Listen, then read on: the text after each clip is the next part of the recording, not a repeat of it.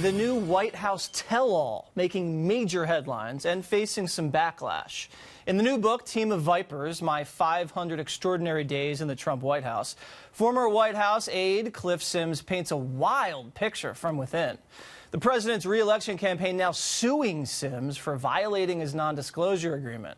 Cliff Sims joins me now. All right, Cliff, I read the book. I was very entertained and intrigued by it, very detailed. Thank you. You painted the president in a very positive light, making him out to be very driven, very focused, very engaged, very entertaining, very connected to the average person, to the average voter. But you kind of painted a negative picture to a lot of his aides in the campaign in the White House. But some of the anecdotes I'd like just regale us with, if you don't mind. Trump pulled a major power move on Paul Ryan. He like walked out when Paul Ryan was talking and just went to watch TV. Tell us about that. Yeah, so the Trump-Ryan dynamic is one of the relationships I think I focus on a lot in the book. And yeah, it's early on in the White House. All the congressional leaders had come in to talk about their plan to repeal and replace Obamacare. A little bit after that, it was Paul Ryan, the president, and Mike Pence in the Oval, small group meeting, and Ryan is kind of droning on over and over and over, kind of going over the same points. And at some point, the president just kind of stands up, walks out of the room, goes into the private dining room just off of the Oval and clicks on the TV and hangs out for a few minutes in there, and the vice president ends up going and getting him to come back. But that was kind of my takeaway in the moment was, that's about the most hardcore power move I have ever seen, and pretty well set the stage for the Trump-Ryan dynamic over the next couple of years. Yeah, and you talk about how Ryan kind of miscalculated with the Obamacare repeal and replace and needed a fire lit under him on a number of occasions. So you were partially responsible, not fully, but you had your hands in bringing the mooch on to the White House communications shop. We all remember what happened to the mooch. The mooch is a fan of Waters' World. I'm a big fan of his. This is an excerpt from the book. This is from the president. Can you believe this guy? I've never seen anything like it, said the guy who hosted a reality show with Dennis Rodman, Omarosa, and Gary Busey. He's completely out of his mind, like on drugs or something. Totally out of his mind, the president continued. We'll figure it out, but the guy is crazy. Tell us about the whole mooch coming in, taking over for Sean Spicer. How'd that whole thing go down? Yeah, so the president and I ran into each other one day in the ground floor of the residence. He was with Bob Kraft, the owner of the New England Patriots, and he kind of says offhand, "Hey, what do you think about Anthony Scaramucci?" I said, "I love the guy. He was great on the campaign. He was a great surrogate for us." And he's like, "Well, I got a plan for him."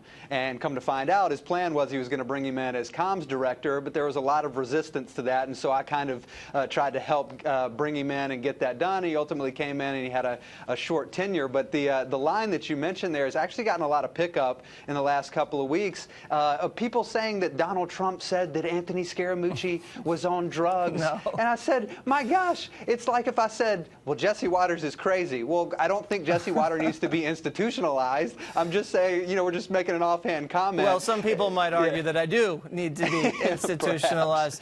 Yeah, no, and it's funny because there's so much resistance between factions. Who was it that didn't want the mooch in? It was Reince didn't want him in. Spicer didn't want him in. Yeah, Reince and Sean, Steve Bannon, that whole crew didn't want him to come in. I think Jared was in favor of him coming in. Ultimately, it worked out. And look, the reason I wanted him to come in is I felt like we didn't have a great comms and press operation at the time that was defending the president. They were more concerned with defending themselves all the time, and I thought the mooch would change that. People can say that what they want about the mooch, but the guy was loyal to Donald Trump, and that was something at the time that was kind of missing, I think. All right, so you brought up the White House Communications Office. There's a great moment in the book where you guys kind of gamed out Jim Acosta.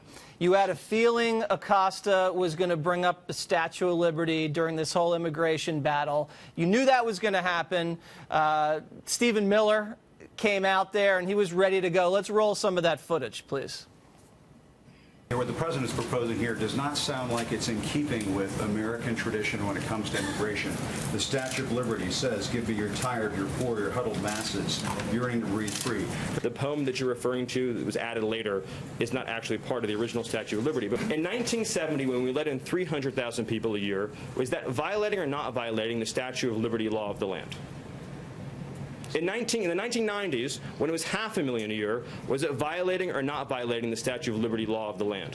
So Miller goes out there and smokes a casa, didn't even know it was coming. Yeah. You guys prepped for that. We knew it was coming. You know, I hosted a radio show before I came to the White House, and that is a topic that had come up at some points on my radio show. And so I kind of mentioned offhand, hey, this is a line that you could imagine Jim Acosta bringing up, and Stephen was obviously totally ready for that. And hearing it back now still kind of makes me laugh, because after that was over with, Stephen walks out from the press briefing room, and we meet in the hallway just outside the press secretary's office and kind of high-five, because we knew it was coming. It came. He knocked it out of the park, and one of the most memorable moments of the early days of the White House there. All right, now I got to hit you with this. You know, you write the tell-all, you burn a bunch of colleagues in it, you violate the NDA.